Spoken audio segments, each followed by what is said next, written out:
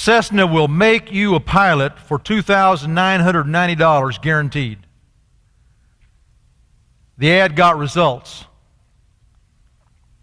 Cessna received this joint letter from 7 Kansas women. Dear Cessna, in response to your ad, we would like to order a pilot. They told how they wanted their pilot made. Male, quick learner, height 6 feet 2 inches, weight 190 pounds, shoe size 11, optional. Eyes dark brown, hair wavy brown. The women closed their letter like this. We see by your ad that this pilot is guaranteed. We prefer to take him on approval. We have several other friends interested in your pilot program. Could we get a discount on case lots?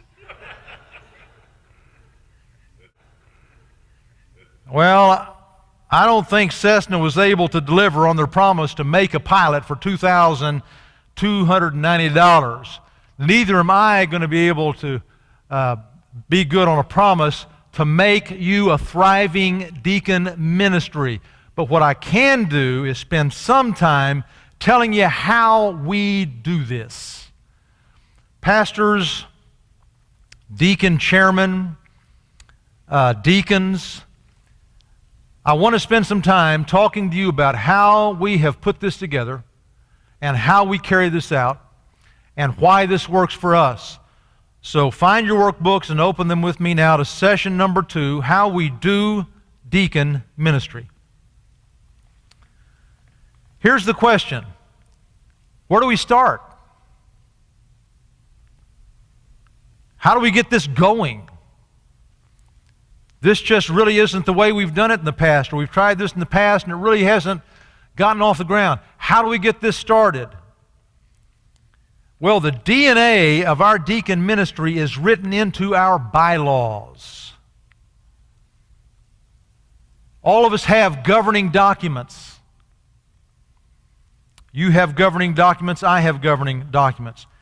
It's important for us to write our deacon ministry into those bylaws. That is appendix number 1. Take just a minute and turn over there with me to appendix number 1 in the back of your workbook. Now, I've copied there for you everything in our bylaws that has to do with deacons. But in particular, you would want to find Roman numeral number 2, church officers, section 2, deacons, paragraph number 3, and I've highlighted it for you in blue. In accordance with the meaning of the work and practice of the New Testament, deacons are to be servants of the church, serving with the pastor and staff and performing pastoral ministries through the deacon ministry. So I just want to suggest to you, this is where it needs to start. Your bylaws need to specify the purpose of your deacon ministry, so there can be no question about it. So people in your congregation will have no expectations beyond what's listed here. So the deacons will never have any aspirations that will carry them beyond what is listed here.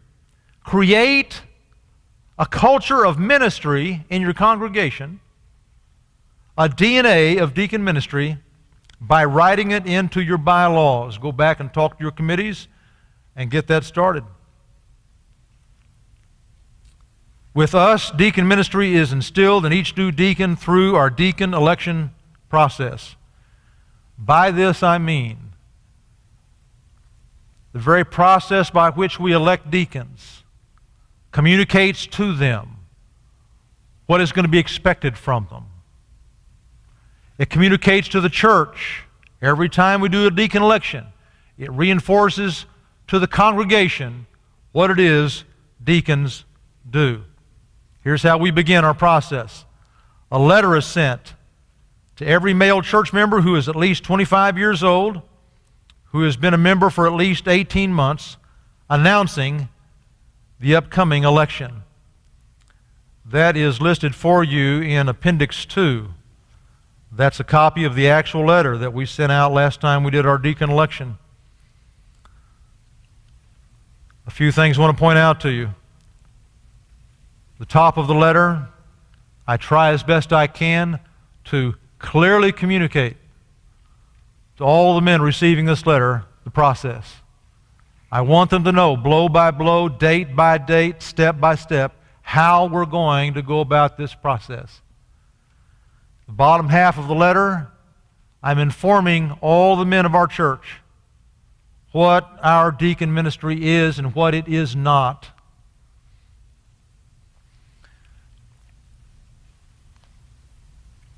Now, I might just add,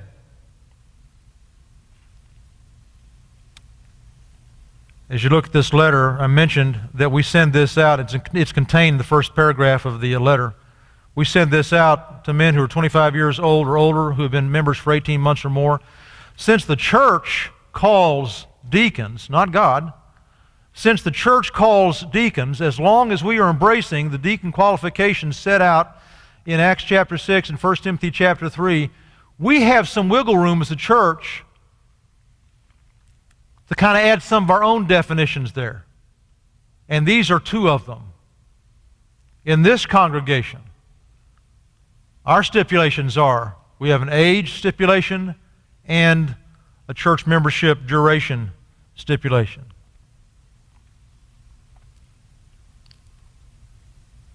I would have you notice also that our deacon qualifications are printed on the reverse side of the letter. Each man is asked to review the qualifications and decide if he wants to participate. That's appendix number 3. Now, once again, we are free as a congregation to understand the biblical qualifications our own way. This may not be the qualifications the way you understand them as a congregation. That's your prerogative. We're not declaring that we're right, but to the best of our ability, this is the way we understand the qualifications to be, and we let the congregation know this is our understanding. These are not up for debate. Almost every time we do this, there'll be some young man come up and want to debate one of these issues. We just have to tell them, brother, I hear you, but you know, these are just not up for debate. These are the qualifications as our congregation and our deacon body has embraced them, and this is the way it's going to be. We think they're good qualifications. Every man's given the opportunity to withdraw his name from the process by contacting the pastor's secretary by a certain date, by return postcard, phone, or email. Now, there was a time when this letter, Appendix 2, was sent out. We included in the letter a pre-postage paid, pre-addressed postcard, so that after reviewing the qualifications, if a man just said, you know, I don't want to participate in this, he could just sign that card and send it back into the church office, and his name would be removed from the list. But we live in a day and age now of emails and telephones, and so most men will email the church office or call the church office and just say, take my name off the deacon election list. I do not want to participate. No questions are asked. His name is just removed. And many of our men take their name off the list. All remaining names are listed on a ballot. It's appendix number 4. Qualifications are printed on the reverse side of this ballot also. The ballot is made available to the congregation 2 weeks before the election. You might look at appendix number 4. So we send the letter out to every man in the church. In the letter, we specify the date that he must remove his name. If his request comes in after that date, his name doesn't come off the list. The ballot contains the names of all the men in the church who meet our age criteria, meet our 18-month membership criteria, who are not already active deacons, who have not taken their name off the list. Everyone else's name goes on the ballot. And you might notice by turning the page there, deacon qualifications are on the back of the ballot also.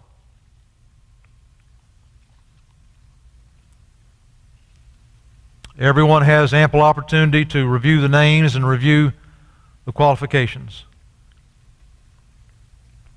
On the morning of the election, members raise their hands and deacons distribute new ballots, by the way, on different color paper. And we do that, you understand, so that people can't take the ballot home and make 100 copies of it and come back and cast 100 votes for their nephew, you know. So on the morning of the election, we put it on a different color paper. It's given to each member present. Proxy voting is not allowed. The question always comes up, I can't be there that day. Can we go ahead and fill out our ballots now and turn them in now? No. Must be here in order to cast a ballot. Members are asked to circle the names of as many men as they believe qualified to serve as deacons. And this has caused some angst among some pastors and deacons who are looking at our process, but the term one pastor used, and I like this, he says this is self-policing. We're always going to get names circled of men who don't qualify, but those are going to be in the minority. The truth is, at one time, if we wanted 4 deacons, we would ask everybody to circle 4 names. If we wanted 7 deacons, we would tell everybody to circle 7 names. But we've kind of gotten to the point now where we want as many deacons as we can get. You know, we would take 20 if we could find that many qualified ones. But normally what the case is people don't know 8 men who meet the qualifications. So most ballots come in with just 3 or 4 names circled.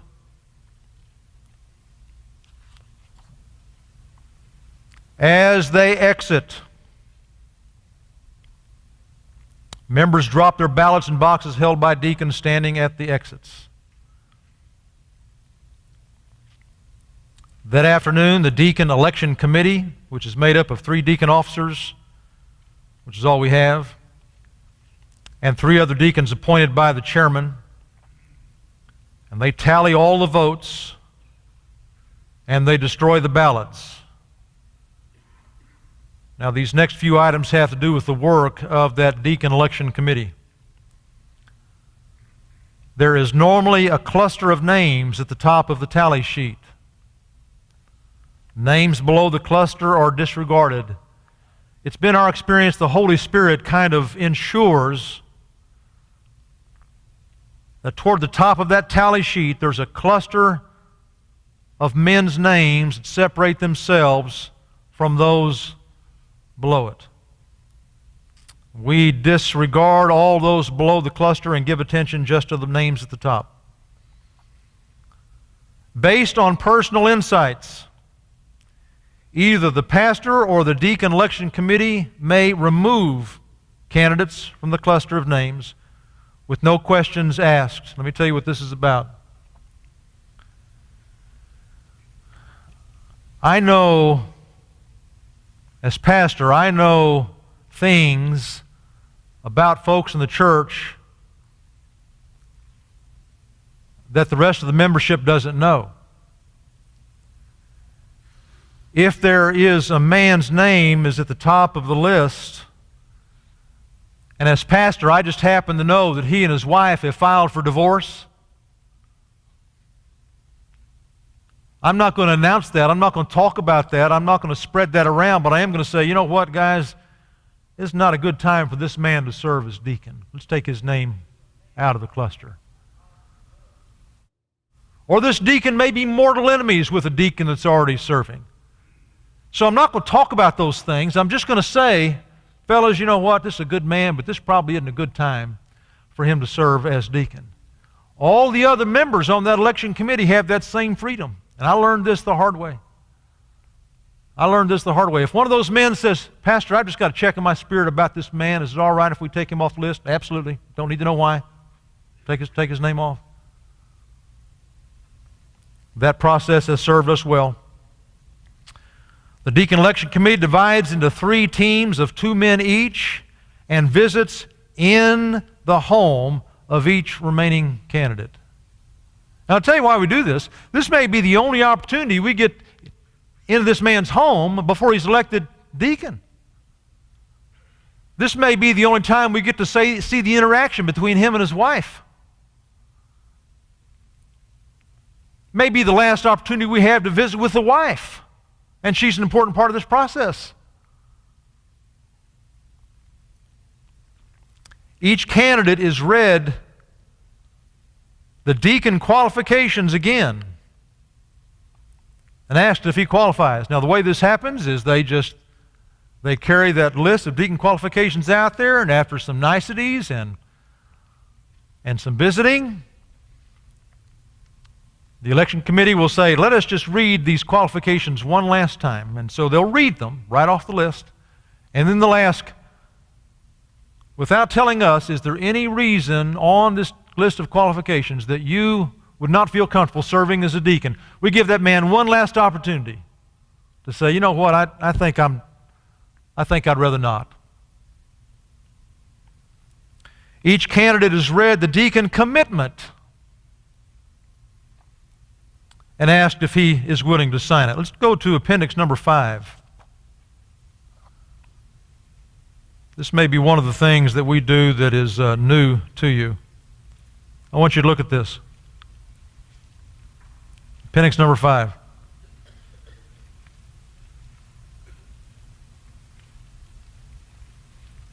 Passage from 1 Timothy chapter 3. And then in accepting the office of deacon, I will serve God's people according to the excellent standards of service established by the deacon body of First Baptist Church, Pflugerville. In general, I agree to assume personal responsibility for the church members assigned to me and minister to them in the name of the Lord Jesus to the best of my ability. I also agree to set a good example for my deacon families by faithfully attending Sunday school. That's kind of a general all-purpose statement. And then specifically there are statements about how many times they're going to commit to coming to deacons' meetings. They're going to make a commitment to doing deacon family ministry and visiting in the homes of their people and new members. They're going to make a commitment regarding tithing 1/10 of their gross income. And they're going to make a commitment to drink no alcoholic beverages socially or privately. That's, as a church congregation, that's our position. By the way, appendix number 13, that we're not going to get into, is a position paper I've written there on our position regarding the drinking of alcohol and why.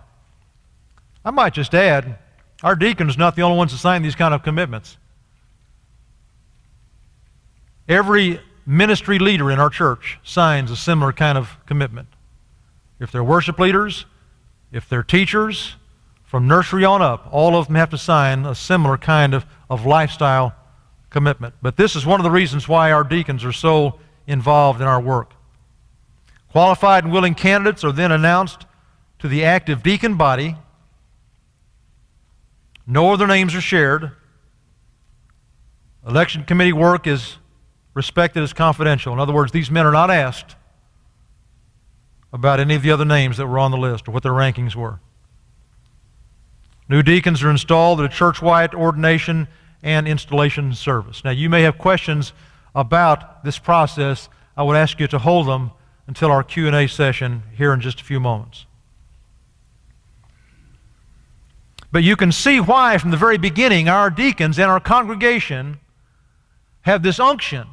They understand their ministry and they're eager to do the work, and the congregation understands the work of our deacon ministers. Let's move on. Deacon ministry is managed by the deacon chairman and administered by the pastor secretary.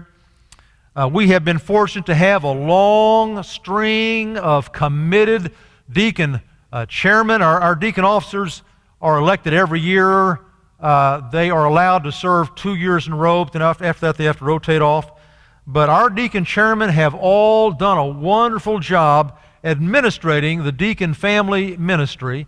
Our current chairman is rotating off, and we've just elected a new chairman, and he's going to do a fine job at administrating this whole process. My secretary provides the administrative help for him. Under that category, all deacons sign the deacon commitment annually. Go back to that appendix number 5. Not only do new deacons sign this commitment, every year, every one of our deacons re-signs this deacon commitment. I've got a folder over my file at the church office with a deacon commitment signed by every active deacon on file from last January. We're about to do it again. Deacon chairman ensures that gets done. Deacon family assignments are made according to adult classes. There have been a lot of deacons and pastors ask about this. This just makes sense. Deacon's already involved in a Sunday school class. He already knows these people. He's already involved in their lives, already going through their fellowships. It makes sense to assign the deacon to the adult class in which he's involved. It just makes sense. But now some of those classes are large, and so we have classes that have 2 deacons in that class and assigned to the class. We have a couple of classes that have 3 deacons assigned to that class. Sometimes the teacher is the deacon for that class, which makes sense also. If that's something, a responsibility he wants to take on, he can be the teacher. He's going to interact with them anyway. He might as well be their deacon. Not all teachers are deacons, by all means. All members are introduced to their deacons via mail or email.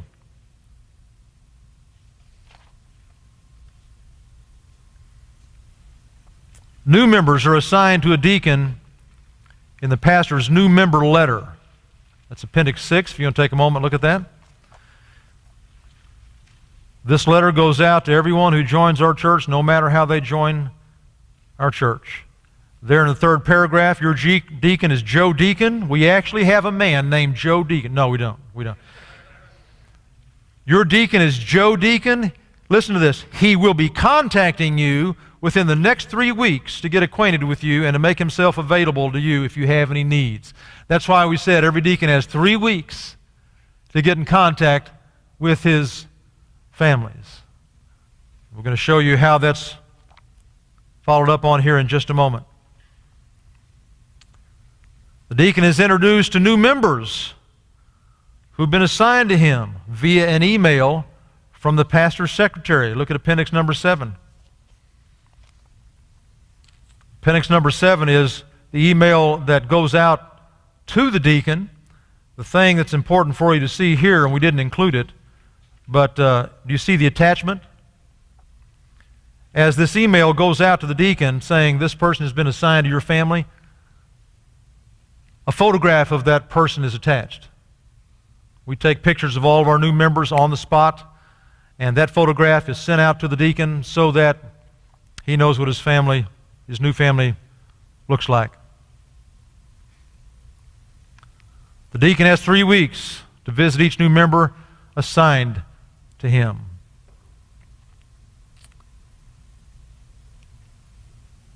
When the pastor learns of a member's illness, he's ensured that the deacon has already been notified, as indicated by the member's needs email. That is Appendix 8. There's nothing magical about the way that looks. All that is, it's an email that is sent to the deacon by my secretary. Sunday school teacher is copied, and I'm copied. So whenever I get an email from my secretary telling me of an illness in the church, I know the deacon has already been notified. He is the first line minister. He's my associate minister. He's the one who has the primary responsibility of meeting that need, and he gets out there and gets it done. When the pastor learns of a member's illness, he's ensured the deacon has already been notified, as indicated by the new member's email, Appendix 8. The pastor's secretary collects deacon family home visitation reports and updates the deacon chairman prior to the deacon's meeting. This is how we do it, and I think this is in the process of undergoing some changes, but Appendix 9, whenever a deacon makes an in-home visit, no matter what it may be one of his annual visits, it may be a new member visit, it may be a needs visit, but whenever a deacon makes an in-home visit, he fills out this form and either sends it to the church office, or we have a place in the multi-purpose building behind us here where he puts that card. Our secretary picks them up. She keeps track of those, and she notifies the deacon chairman before the deacons meeting. If deacons are not keeping up with the responsibility, then our deacon chairman mentions that in the deacons meeting, and no deacon wants his name mentioned in the deacons meeting and he's not being current on his visits. Finally, the deacon chairman manages the deacon ministry in the monthly deacons meeting. I want you to take just a moment and look at the agenda in Appendix 10. This is an actual agenda from March of this year. We included this just before I went out and made this presentation at a church.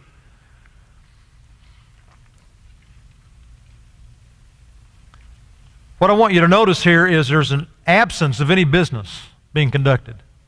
No business is discussed in our deacons meetings.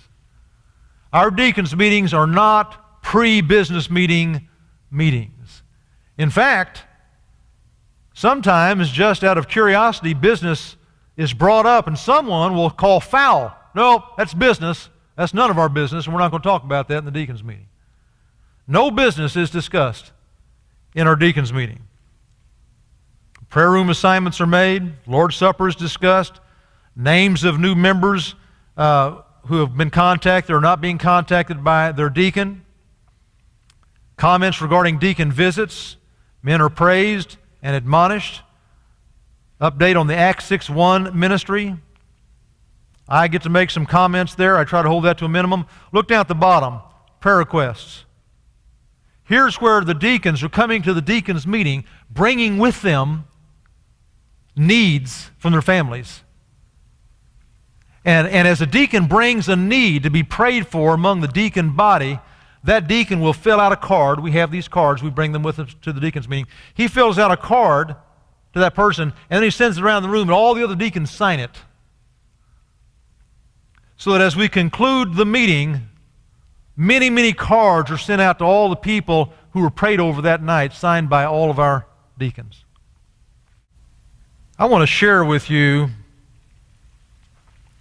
one example of why we go to such great lengths to administrate and do deacon ministry and hold such a high standard. Here's a testimony from one of our men. About a year and a half ago, a lady called the church office and wanted to speak to her deacon. During the conversation, she told the secretary that a number of years earlier, she and her husband had moved several miles east of town and had joined another church there, but had never really connected with them. The secretary asked her who her deacon had been when she was in our church, and she gave her my name. When the secretary contacted me and gave me directions, I drove out to the lady's home. As I entered the home, she came over and hugged me and said her husband was dying of cancer. We had a long visit, and during that visit, I was able to lead her husband to faith in Christ Jesus. Not long after that, he went to be with the Lord. I'm glad she remembered my name, and I'm glad to be a part of this church's deacon ministry. Man, that's why we work so hard at doing New Testament deacon ministry.